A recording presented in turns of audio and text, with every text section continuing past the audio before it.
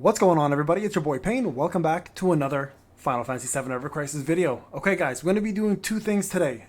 For this video, we're going to talk about the Seaside Collar and whether it's actually worth summoning for and how it helps thunder damage actually do more damage. Now, a few things I want to talk about, okay, while we're doing this. I'm going to show you guys where I'm at with the Seaside Collar. We're going to talk about the actual weapon itself, what it's all about, what to expect, and then we're going to put it into action to see if it actually works like we want it to work.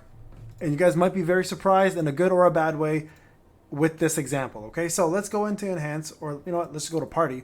You guys can see I'm working on Red 13 now. He's been actually great, so I am gonna probably change him on the tier list a little bit. I've been like when I first made the tier list, I was playing with him up to level 30. Now that I've got better weapons for him and better gear, he's actually working out a lot better than before. You can see here he's not fully leveled, but this is what the Seaside Collar does. I got it to level 70 so I can unlock all of its potential, okay? So it does 320% physical and non-elemental damage, which means it scales off of physical damage. It does have a 10% crit. Also, thunder resist is decreased. Now this here, just so you guys are aware, is not 100%. Okay? He does also apply regen on himself, and it is medium potency for the thunder resist, okay, to reduce it. So you would ideally want this to work with the Murasame with Cloud, right? So this is why I have them in the same team. So what I'm going to do, guys, is I'm going to jump into a battle, okay, and we're going to show you guys if this is worth it or not and how much more damage it does. So we're going to do two things. We're going to do a battle without it, like without using it at all. And you guys can see how much the Murasame does in terms of damage. And then we'll do a battle with it, so you guys can kind of see if it's worth the extra damage and how often it actually lands. That's the key thing, right? It's got to actually land for it to work really well. So we'll do something. We'll go into training quests just because I do got to level this guy up. We'll go into character EXP and we'll do the last one here, which is going to end up giving us a weakness elemental scorpion to thunder, okay? So we'll do ×3. I'm going to slow it down, and we're only going to look at the damage done to the boss.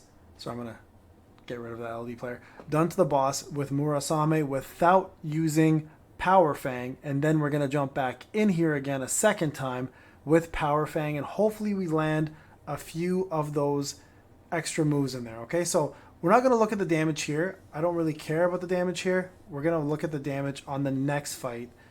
And we're going to take away auto most likely. Right here, we're going to do a manual, okay?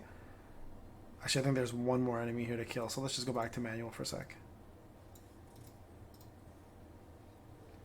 Let's kill these guys off. He likes to perform the Tempest move with the tornadoes a lot. He doesn't really do much of the... Oh, there's a cactus. Nice! Yeah, let's fast forward this a little bit so we can kill it. Yeah, he likes to do the... 1,000 needles coming up. Yikes, that hurts. He likes to do the Tempest, but he rarely ever does the Power Fang, which is really annoying on auto, especially when you want to do the Thunder Resist down. So we're not going to do Thunder Resist down, okay, guys? We're just going to focus on doing Thunder Strike. That's all we're going to do this entire fight. Look at the damage. So 13189, okay? Remember that. 13189 without the extra Thunder Resist, okay? There's no physical damage down or anything, just 13139, I think it was. So we'll do it again here. You'll see the damage again, okay? Here. 13463. Okay, so it's like 13, let's just say 13.1 to 13.4, okay? So 13,400 is a high. Yeah, 13, okay, yeah, I think that's fair. 13,100 to 13,400 without the Thunder Resist, okay? So you guys can kind of see where this is going to land at the end of all this, okay? So we're going to continue doing it this way. We're going to come back in here again after, and we're going to see what happens when you do that strike there with the power move instead, okay? Here we go, dead, okay. So let's now go in there and redo this. So the goal is to see how much more damage you do with the debuff on there. Is it actually worth it? Or the second option is, if you don't want to use Red 13 and you want to use somebody else, is it better off to put that move or that weapon onto Cloud as a sub-weapon because it does have lightning potency, and I believe it does have physical attacks, or maybe it's just regular attack. But either way, it has lightning potency, so it might be worthwhile just switching it over if the damage is not substantially high, right? So this is now test number 2. So we're going to use Red13 next time, and we're going to just go ahead and hope that Cloud continues to do his Thunderstrike Plus, which he should be doing, right? So let's just kill these guys off here, and we'll switch over to Red, and we'll do, I mean, it sticks for a couple seconds, so we can probably do it with Red and then switch back to Cloud and make sure he does Thunderstrike. Okay, so let's just get this going here. He likes to do Runeera and then this right here, right, which does magic down. I mean, it's nice. It's a great move to have for sure, but it's kind of frustrating because it happens way too often. Okay, so here we go. We're going to switch over to Red now. The boss is here, and we're going to try to land this. Now, first off, the question is how often can we land this weapon, okay? So let's do a little bit of testing here. So Power Fang, okay, here we go. Lightning resist down, okay? So lightning resist down, great. Now let's switch over to Cloud, and let's see.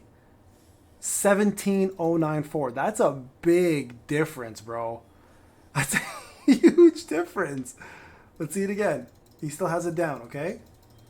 So hope we can get another one off here before it goes away. I don't think it will. Hold on, let's do it again. Look at that. That's almost a 4K difference, guys.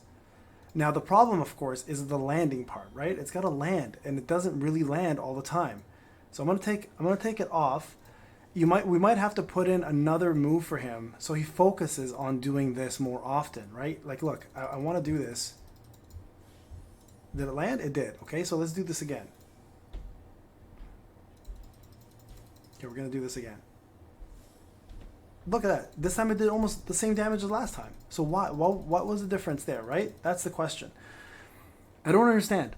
Sometimes it does more damage and sometimes it does less. So let's go back in there again, okay? And I don't have attack up or anything, guys. This is just straight different. Like straight just one debuff on the boss. That's all it really is. Now, the only other thing I could think of is that for some reason... No, you know what? And this doesn't make sense. I was going to say maybe magic defense down, but it doesn't scale off of magic. It scales off of physical damage, right? And I don't have defense down or anything, physical defense down.